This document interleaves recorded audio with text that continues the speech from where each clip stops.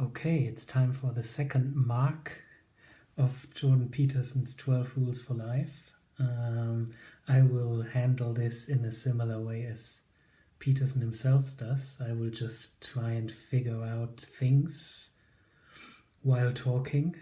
I've read the second mark and it took me off a tangent, so I'll start by reading what I marked, and that is: that day, Wodek brought a psychology professor from my own University of Toronto who fit the bill, intellect and emotion in tandem. Yeah, and I think that's a great description of Peterson. When I look at him, I see like someone who has really integrated his thoughts and feelings, and I think this is, for most people, this is quite challenging to integrate the two. One of them is dominant in almost everyone. And yeah, this marking got me off to something I've watched before. Actually, I've watched after, but because I'm going through the markings now, I've seen the stuff later. So I will read another thing that Peterson said in a video, in an interview. And he talks about the 3 stages of moral developments as a sequence of male-female unions. And the male stands for what's known and the female stands for what's unknown. And yeah, I will just read what he says. So there are 3 unions. There probably need to be 3 videos for me to figure out the 3 unions and where I stand for each of them. So the second marking might already lead to 3 further videos because it's also interesting. So what he said in this interview, I will link it in the description, is: the first union was mind and emotion. Mind symbolically as male and emotion female. So what that would mean is that your rationality and your passions are integrated, rather at opposition with one another, which kind of the classical Enlightenment idea. Passion is what leads reason astray.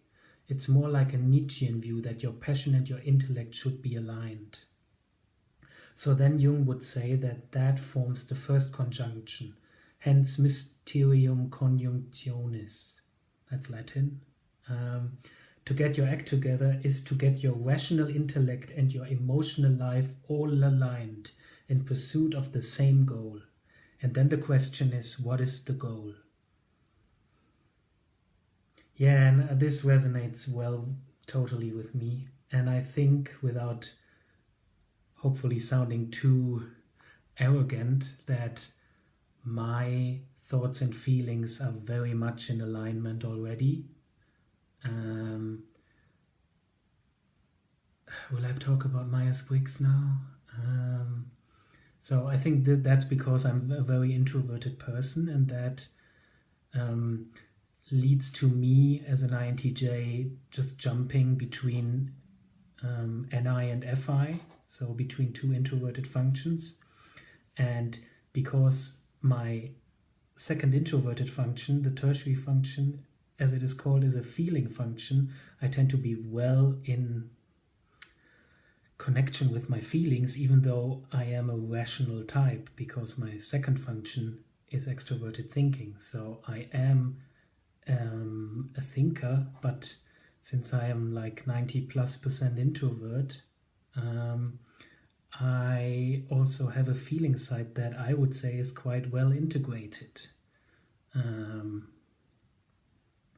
Yes, and it's great to see that, because that means that in these like 3 levels of development, or 3 stages of moral development, the 3 last stages, as it's said. I don't know if that means that these are the ones you only like reach in adulthood. I would guess so.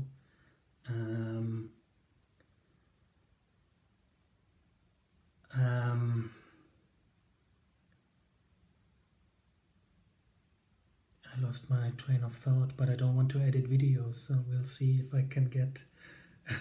So where was I? Male, female.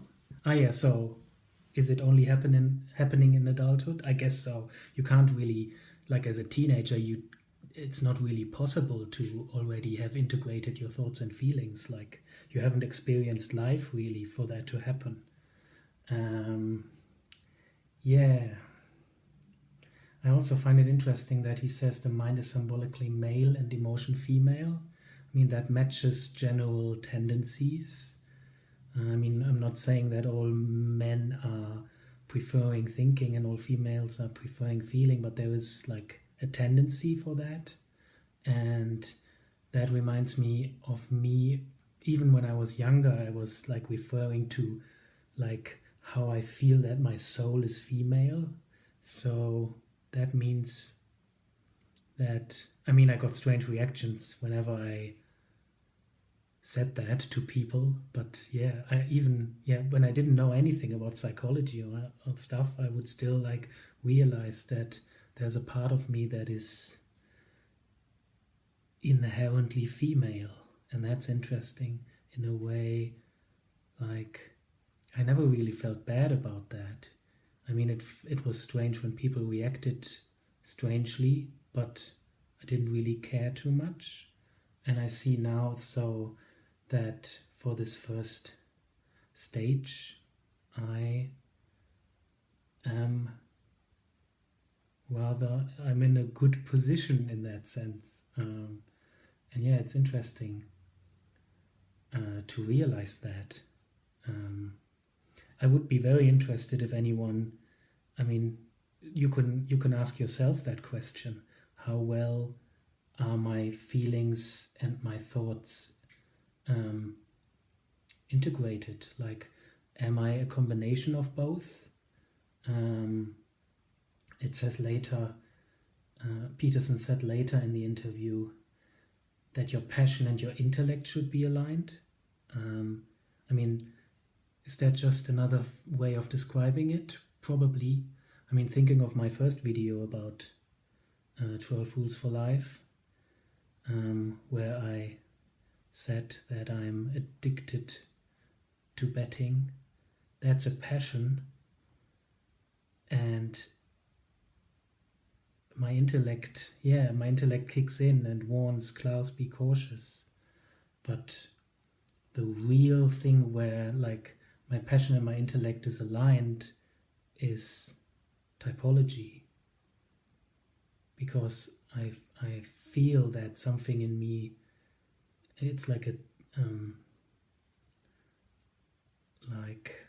something deep inside me really likes typology, and using that as a tool, which would be my thinking and my extroverted thinking, using that as a tool for making people more aware of themselves. That's really the thing where my passion and my intellect are in alignment. So, so this is the first of the three last stages of moral development. And I think in this one, I'm happy about who I am in that sense, because unconsciously I think I did a good job of integrating the two. This will be the second and the third stages. We'll see if that's the case there. But yeah, I think that's all for this second marking of Jordan Peterson's 12 Rules for Life that got me off to an interview, and that will lead to 2 more videos about the second and the third stage.